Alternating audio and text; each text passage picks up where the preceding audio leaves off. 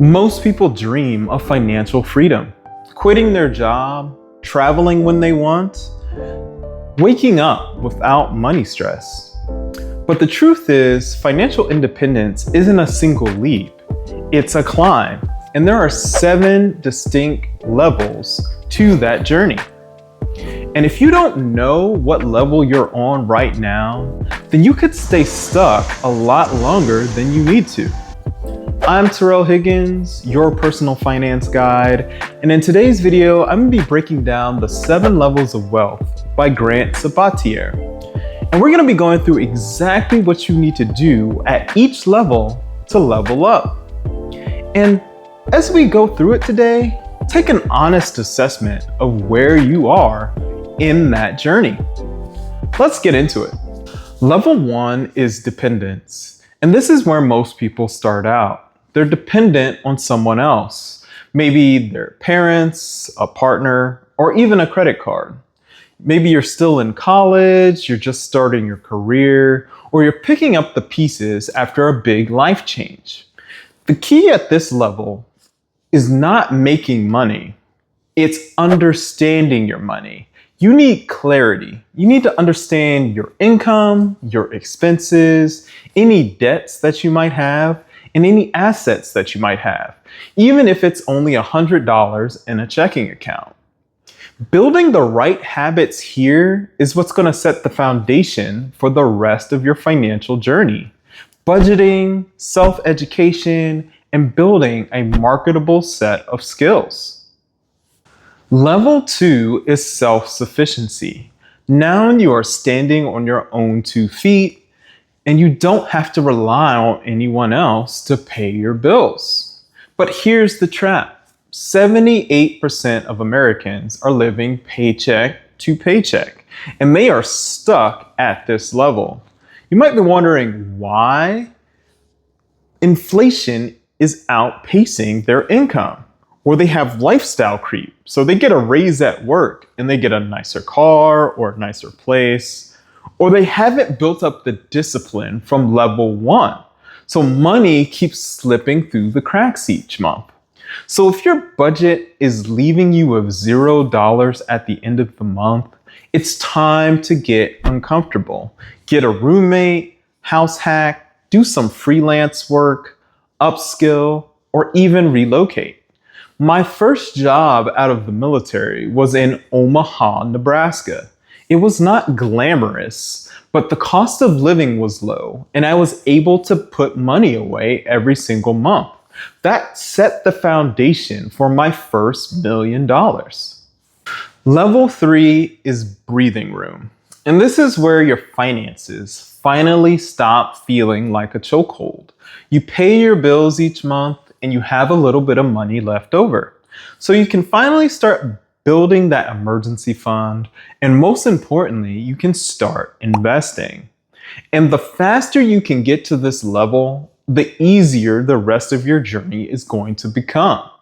If you can just put $200 a month away at the age of 20 in an S&P 500 index fund, by the time you're 60, you have well over $1 million. And this is where most people stall out. They save their money, but they don't invest their money. And in a world where inflation is around 6%, your 3% savings account just isn't cutting it. You have to put your money to work. So whether that's in the stock market, real estate, or in a side business, the key is that your money is outpacing inflation. Level 4 is stability. And this is where your money starts working for you.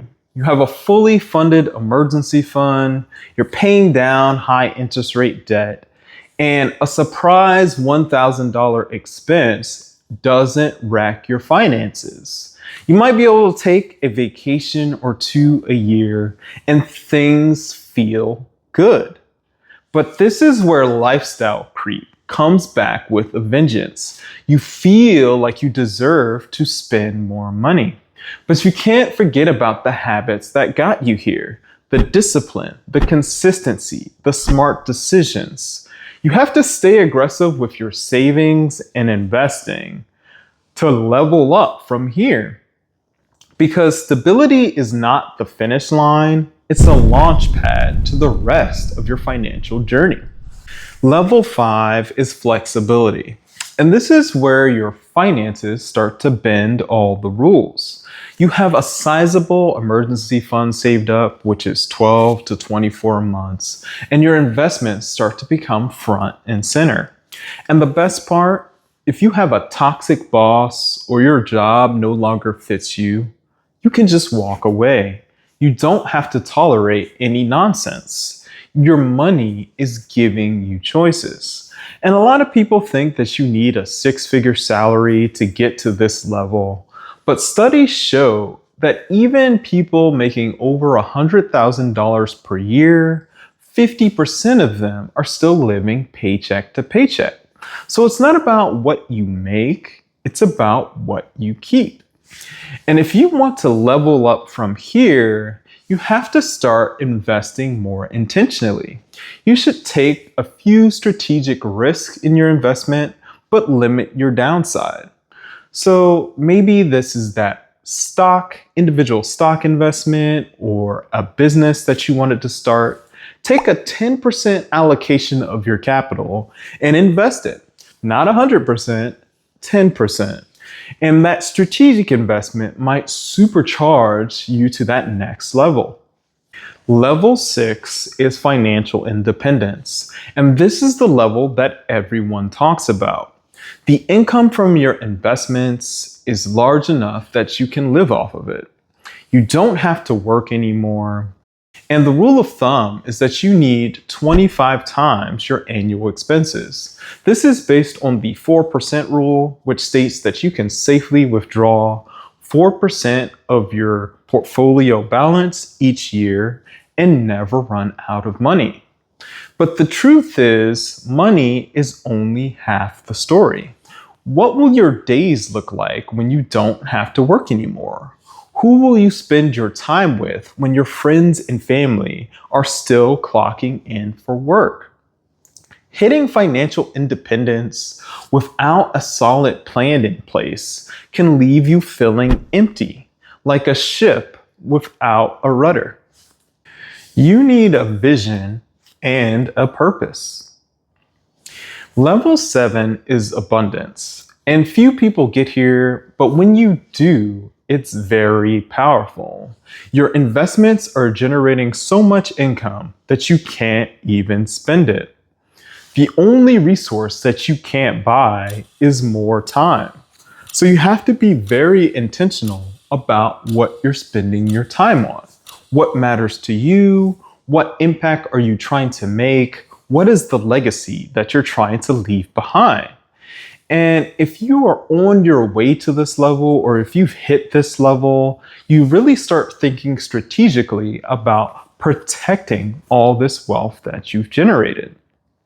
And if you're curious about entities and trust structures and what the best way to protect your wealth actually is, I actually did an entire video on that topic, and I'll link it at the end of the video.